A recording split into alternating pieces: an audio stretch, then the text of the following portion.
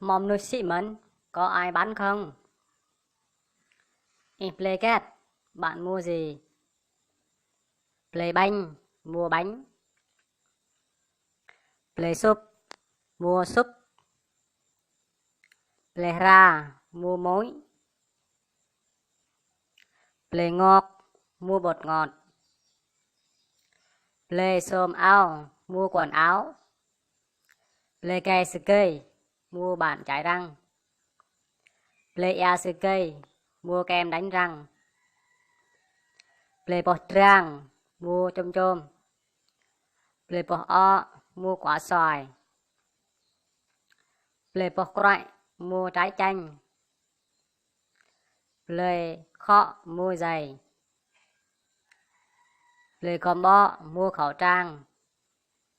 Play múc, mua mũ. Play chép, mua dép. Play krang en, mua giày thắt lưng. Play nhằm vui, mua thịt heo.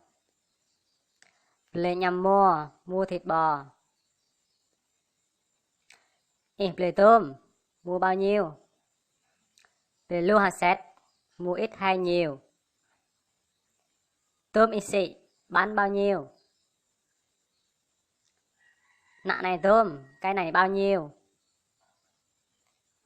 Dòm đến là, đắt quá. Tôi bẹo ạ, rẻ chút đi. Tôm ít xị, tỏi, bán chuối bao nhiêu?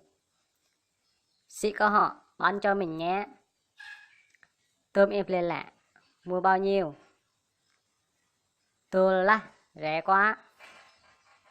Mặc là, đắt quá. Play mình mua không? Play ồ, không mua hả?